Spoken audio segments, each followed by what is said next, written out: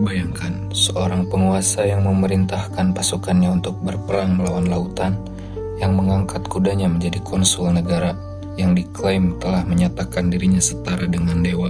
Apakah ini kegilaan atau sesuatu yang jauh lebih gelap? Ini adalah kisah Caligula, kaisar yang namanya hingga hari ini menjadi sinonim dengan kekuasaan yang rusak.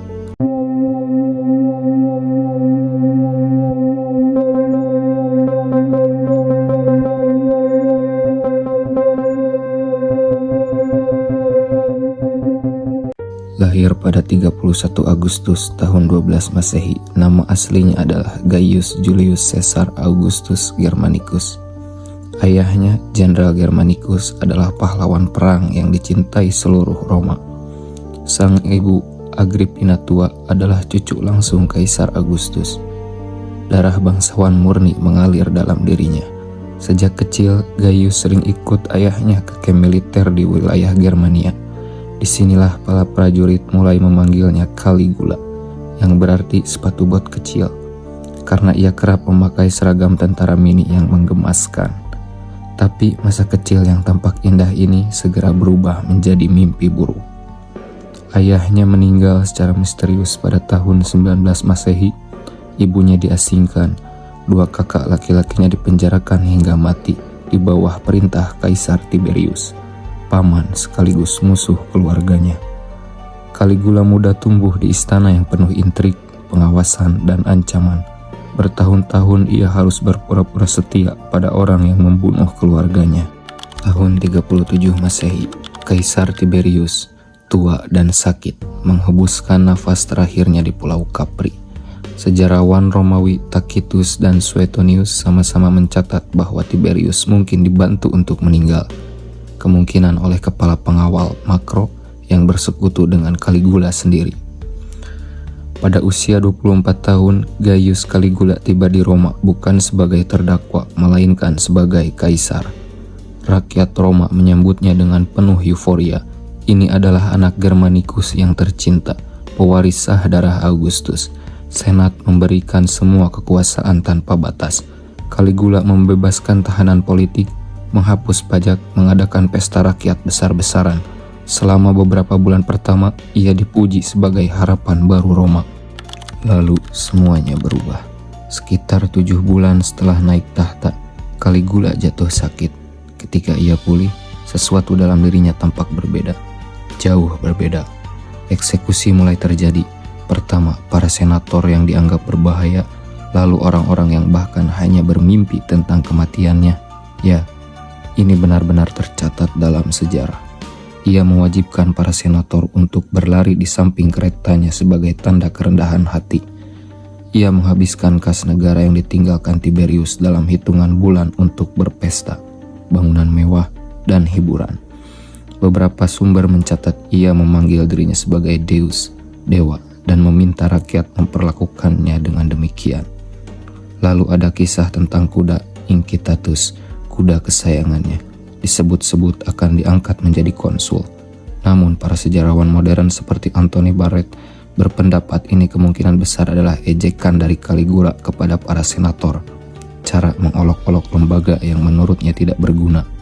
Dan kampanye militernya ke Galia dan ke Britania, pasukan Romawi berbaris ke tepi selat Inggris, lalu diperintahkan memungut kerang laut sebagai jarahan dari lautan. Ini tercatat, tapi interpretasinya diperdebatkan hingga kini. Ada beberapa fakta tentang Caligula yang jarang masuk ke buku pelajaran. Pertama, ia membangun 2 jembatan terapung sepanjang hampir 5 km di Teluk Baiae, hanya untuk menunggangi kuda dari ujung ke ujung. Sebuah proyek yang secara teknik mengesankan untuk zamannya, tapi memboroskan sumber daya negara.